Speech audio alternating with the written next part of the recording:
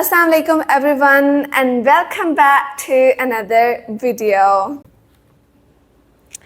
अगर तो आप ये वीडियो देख रहे हैं तो ज़रूर आप यहाँ तो यूनिवर्सिटी के स्टूडेंट होंगे और यहाँ एडमिशन लेने वाले होंगे।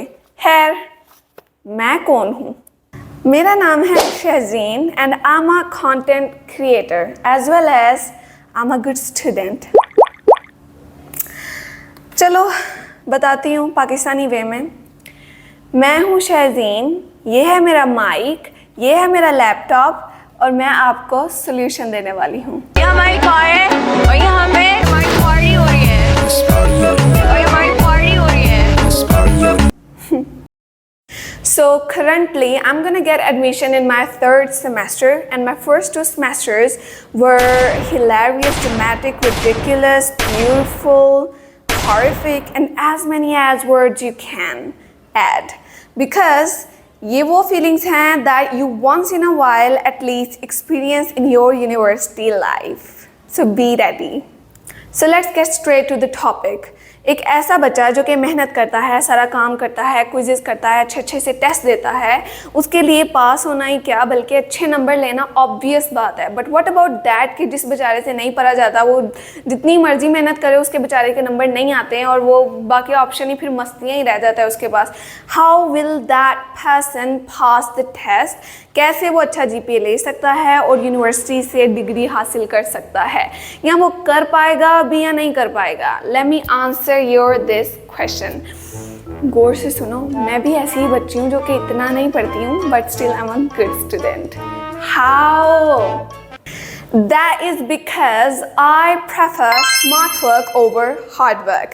So my priority is smart work. So let's first build a strategy. But before that, you need to know what actually semester is and what does it contain. So जी, एक semester के kind of total 100 numbers होते हैं, okay, and a semester contains 40 number का इसके अंदर final exam होता है and 30 number का इसके अंदर मिड टर्म होता है and the rest numbers are of the quizzes, assignments, presentations, class attendance and stuff like that. Different universities का जो है ना, this criteria is quite different and the number distribution system, actually this requirement is also different for different batches because it depends upon your teacher. आपका teacher decide करता है कि how he will distribute the entire marks in that semester for that subject. Okay, so कुछ teachers for example 5 number रखते हैं for a quiz, some may contain 10 number for a quiz, so that actually depends on different teachers, different batches and stuff like that. But आप क्या करेंगे? Now listen carefully, okay? So what do you have to do? You need to think clearly. देखो, 40 number हैं हमारे final term के, 30 number है हमारे mid term के एंड द 30 मतलब सेशनल के टोटल हो गए 60 नंबर और पीछे बचता है 40 नंबर का फाइनल एग्जाम हमेशा at the end of the semester होता है and the rest you got 60 numbers in your hand, okay. अब उन 60 नंबर्स का आप क्या करेंगे? देखो, 30 नंबर्स वो हैं जो कि आप इजीली ले सकते हो क्योंकि 30 नंबर्स के होते हैं क्विजेज, असाइनमेंट्स, प्रेजेंटेशंस। क्विजेज में ना टू बी ऑनेस्ट, क्विजेज में ना ये जुगाड़ चल जाता है क्योंकि क्विजेज में आपके दोस्त आपके साथ होते हैं, यू कैन चीट और यू कैन डू समथिंग क्योंकि इतनी स्ट्रिक्टनेस नहीं होती है with the exception of some teachers. कुछ टीचर्स क्विजेज में भी बहुत ज़्यादा स्ट्रिक्ट होते हैं, so that depends, okay. The next is assignments. Assignments तो आपने घर से बनानी होती है, दैट डजंट मैटर। आप ChatGPT ले लो या कोई भी AI आप पकड़ लो, उसको बस AI से आप कहो, AI आपको इतनी प्यारी सी असाइनमेंट बना देगा and then you just need to convert it into your own words ताकि आप ज़्यादा सिंप्लीफाई करें, ताकि वो ऐसा ना लगे कि एक रूबोट ने लिखा है, ओके। असाइनमेंट्स डन हो गई और फिर आती हैं प्रेजेंटेशंस मोस्टली ग्रुप प्रेजेंटेशंस होती हैं, उसमें भी ज़्यादा मसला नहीं होता। Like for example you are a group of 4 people और 5 to 6 people का ग्रुप होता है and you are given a topic, okay. तो आप एक बीच में से एक छोटा टॉपिक ले सकते हो, ठीक है। You just need to explain, चाहे आप इंग्लिश में बता दो, उर्दू में बता दो, जस्ट स्टैंड, ओके, अब वॉल की तरफ देखो and you are like and your presentation is done. और प्रेजेंटेशन के आपको नंबर मिल जाते हैं। I am not saying it's a piece of cake but still you need some courage to do it guys.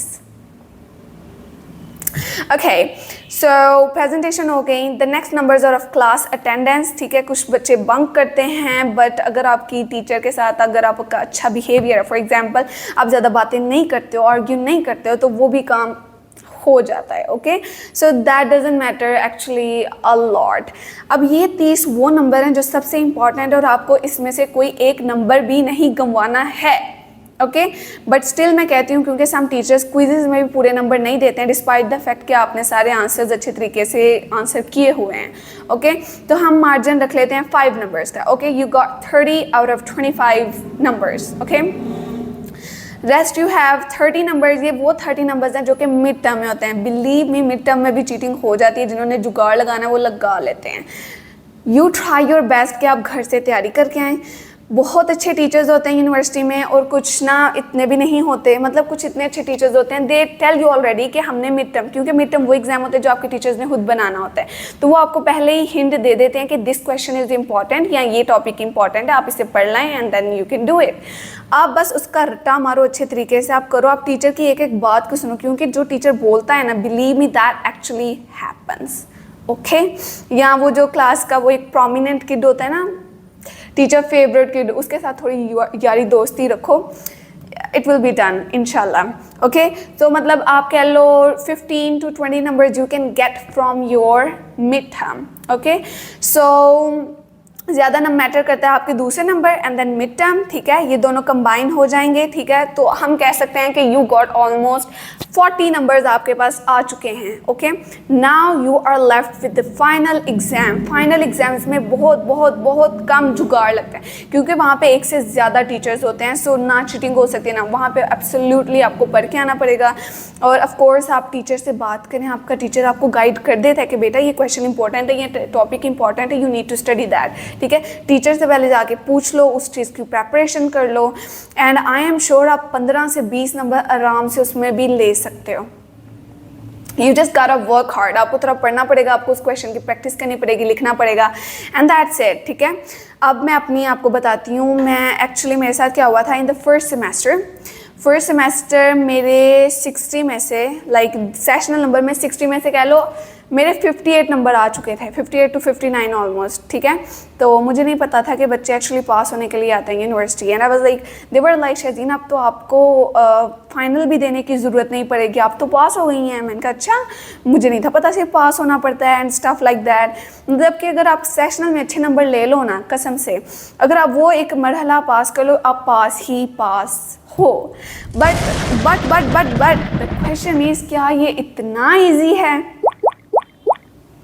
No, it's not a piece of cake. असल सच्चाई तो ये है. फॉर एग्ज़ाम्पल आपने ये सब कुछ किया, जुगाड़ लगा के या जो भी आपने किया, उससे आपके नंबर्स या GPA एक सेमेस्टर के अंदर आपका आ जाता है 2.5 out of 4. Okay, very good, बड़े खुश हैं and stuff like that. But in the next semester में क्या होगा? फॉर एग्जांपल आपका एक सब्जेक्ट में भी थोड़े से कम नंबर आ गए. ओके, फॉर सिंगल सब्जेक्ट की वजह से टोटल GPA इफेक्ट हो सकता है. ठीक है, होगा ये कि फॉर एग्जांपल आप फेल हो जाते हो खुदाना खास्ता और something like that, your total GPA will be affected. ठीक है, फॉर एग्जांपल वो फर्स्ट सेमेस्टर के GPA से कम GPA आ जाता है. ठीक है, तो टोटल CGPA आपका जो पहले 2.5 था वो 2.5 से 2.4 या 2.3 हो जाएगा. और अगर आप ऐसी ही परफॉर्मेंस अगले सेमेस्टर्स में रखोगे तो आई एम सो सॉरी, आप फेल हो जाओगे, मतलब आप नहीं पार कर पाओगे. तो सोल्यूशन क्या है? So here is the key. Actually the king and the queen is only one semester. इस सेमेस्टर में आपने मेहनत कर ली या इस सेमेस्टर को आपने अच्छे तरीके से गुजार लिया. Believe me, the next 4 years or the next 3 years of your university life are gonna be just awesome and will bloom like a flower. How? और इस सेमेस्टर का नाम है फर्स्ट सेमेस्टर. फर्स्ट सेमेस्टर में क्या सीन है कि उसके जो सब्जेक्ट्स हैं they are basic subjects. They are basic subjects as based on your previous studies, okay? For example, you did intermediate, the maths you did there, the science subjects you studied over there, and now when you come to the university, first semester exactly same syllabus just like the previous intermediate books, okay? मतलब कि आप intermediate में जो पढ़ के आए हो, कह लो first semester में भी आपको वही revise करना पड़ता है. So you don't need to struggle a lot in the first semester. Easy सारी things होती हैं, easily आप पास कर लेते हो even without पढ़े लिखे. अगर तो आपके कॉन्सेप्ट्स क्लियर हैं, you can do that. This is what exactly happened with me as well. Intermediate मैंने अच्छी लाइक कर ली थी, तो फर्स्ट सेमेस्टर में मुझे ज़्यादा पढ़ना नहीं पड़ा. फॉर लाइक यूनिवर्सिटी लाइफ तो बड़ी ईजी है, but let me tell you, जैसे जैसे सेमेस्टर्स आगे जाते जाते हैं, बढ़ते रहते हैं, the difficulty level of the books, the difficulty level increases. ठीक है, तो मतलब ये है कि फर्स्ट सेमेस्टर वो चीज़ है जो कि जहाँ पे everything is easy, everything is intermediate and आप अच्छे नंबर ले सकते हो. अब मेरी बात सुनो, अगर तो आपका GPA फर्स्ट सेमेस्टर में 3.5 से अबव आ जाता है, जो कि आराम सुकून से एक कॉमन बच्चे का भी आ सकता है. बिलीव मी, मेरी क्लास में बच्चों का आया हुआ है.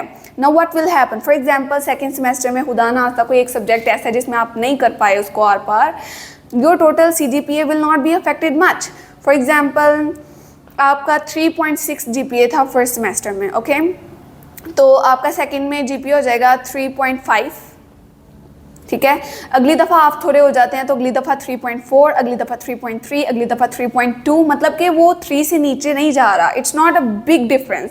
लेकिन यू नो व्हाट, अगर आपके फर्स्ट सेमेस्टर में 2.5 है ना, आपका अगले सेमेस्टर में एक सब्जेक्ट में भी कुछ हो जाता है तो आपका 2.5 से डायरेक्टली 2.3 पे आ जाएगा. This has happened with my friends, with my class fellows. That is why I am telling you on the base of the experience.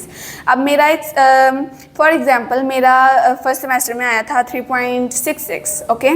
तो मेरा अगले सेमेस्टर में आया 3.74. मतलब अगर अगले सेमेस्टर में थोड़े से भी नंबर ज़्यादा है ना, तो मेरा वो GPA बढ़ जाएगा, ट्वाइस द टाइम्स बढ़ जाएगा. लेकिन अगर मेरे कम है तो वो ट्वाइस द टाइम्स कम हो जाएगा. So you need to get grip on the first semester. अगर तो फर्स्ट सेमेस्टर में आपने कर लिया ना, बिलीव मी, अगले 4 साल परफेक्ट. अब उनका क्या, जिनका फर्स्ट सेमेस्टर में रिजल्ट अच्छा नहीं आया, क्या उनका GPA मेंटेन नहीं हो सकता? भाई मेंटेन हो सकता है. There is a solution for everything. अब मैं आपको अपनी दोस्त की एग्जांपल देती हूँ. हर GPA drop due to some reason in the first semester, शायद वो फेल हो गई, आई डोंट रिमेंबर दैट. हुआ ये कि उसका GPA आया 2.79 और समथिंग लाइक दिस. ठीक है, अब she was worried a lot and she didn't know कि अब मैं क्या करूँ. You know what, she actually worked hard. Second semester में उसने बहुत ज़्यादा work hard, even she had much more numbers than me, okay? लेकिन वही चीज़ है कि जिसका 3 से अबव होता है ना, उसका ऑटोमेटिकली डबल हो जाता है, लेकिन जिसका उससे बिलो होता है ना, उसका पीछे जाता है. बट उसने इतने अच्छे नंबर लिए कि like she was one of the toppers in some subjects, okay? मतलब कि मैं बताना ये चाह रही हूँ that you need to work hard at that point. आपको पढ़ना पड़ेगा, आपको टीचर से मशवरा करना पड़ेगा, आपको उसके अकॉर्डिंगली वर्क करना पड़ेगा. ठीक है, तब जाके आप मेंटेन कर पाओगे. एंड यू नो व्हाट, उसका सेकेंड सेमेस्टर का result was 3 GPA. She actually did it. Oh my God! मतलब 2.79 और से लेकर उसने 3 तक, या शायद उससे भी कम था, I don't remember that, but she actually did it. वरना क्या होता है, यूजुअली ड्रॉप ही होता है, but she did it. So that's an example for you कि आप लोगों का भी GPA मेंटेन हो सकता है, but you just need to work a little bit harder and smarter. अब बातें हैं दूसरी चीज़ की तरफ. क्या टीचर्स मैटर करते हैं? इवन हम ये कहते हैं कि हमें तो पढ़ने की भी ज़रूरत नहीं है, हम टीचर को बिरयानी खिलाएंगे, उनके साथ अच्छा बिहेवियर करेंगे, या यूनिवर्सिटी में होता ही है. भाई ऐसा नहीं होता. अगर तुम लोग बड़े खुश हो रहे हो ना ये सुन के, तो ऐसा नहीं होता.